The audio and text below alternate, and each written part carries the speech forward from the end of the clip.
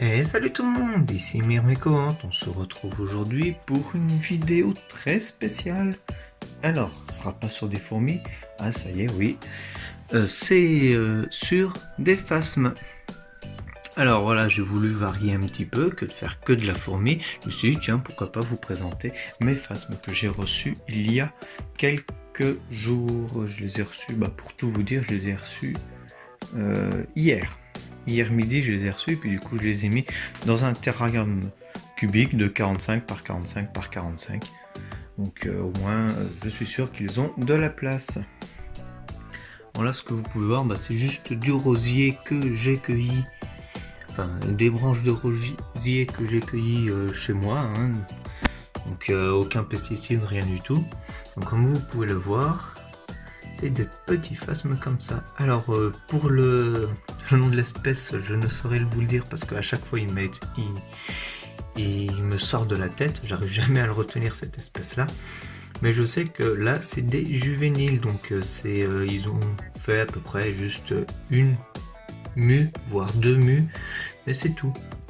Donc ils vont devenir bien plus grands que ça une fois adultes. Donc voilà, moi ce qui me plaisait chez cette espèce, pardon, j'ai du mal à parler, c'est que ils vont devenir assez gros, donc comme ça moi ça me permettra de bien les observer. Donc voilà, hein, mon installation est vraiment basique, hein, comme vous pouvez le constater. C'est juste du sopalin, un pot en verre avec de l'eau dedans.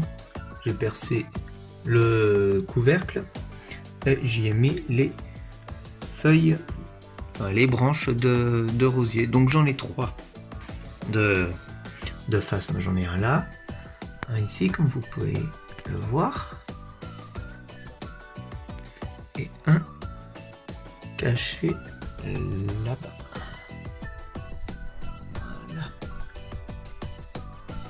Voilà le coquin. Donc j'ai 3 juvéniles et j'ai 4 œufs également. Donc les œufs sont ici dans de la vermiculite qui me permet de garder mieux l'humidité. Donc comme ça maintenant j'ai plus qu'à patienter, à les laisser ici. Donc je les ai pas mis dans un endroit chauffé pour le moment parce qu'il fait assez chaud dans ma chambre. Donc j'ai plus qu'à patienter. Bon, ça va être assez long, je crois qu'il faudra que je patiente entre 6 à 8 mois, voire 12 mois, pour qu'ils puissent enfin éclore et avoir vraiment des petits bébés phasmes de ce genre. Donc voilà, alors cette espèce-là se nourrit essentiellement de rosier, alors de ronces aussi, mais également de framboisier. Donc ça va, je vais pouvoir varier, donc ce qui me permettra d'avoir une grande variété de feuilles, enfin de nourriture pour les phasmes, afin de reproduire au maximum leur nourriture qu'ils pouvaient trouver dans la nature. Donc ça va, c'est des phasmes qui n'ont pas besoin d'humidité, ils se contentent de l'humidité qu'il y a dans les feuilles, donc pas besoin d'asperger d'humidité une fois tous les jours, etc.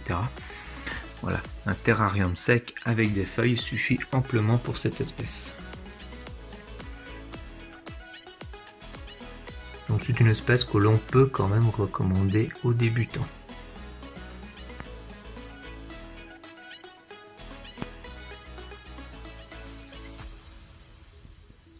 Donc j'espère que cette vidéo vous aura plu. Hein, alors c'est une petite vidéo qui change de d'habitude, hein, c'est pas sur les fourmis mais c'est sur les phasmes.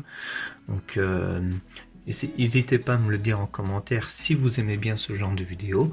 Si jamais vous voulez d'autres vidéos de ce genre où je présente d'autres insectes que les fourmis. Alors maintenant j'ai plus qu'à vous dire à la prochaine pour une future vidéo. Ciao tout le monde!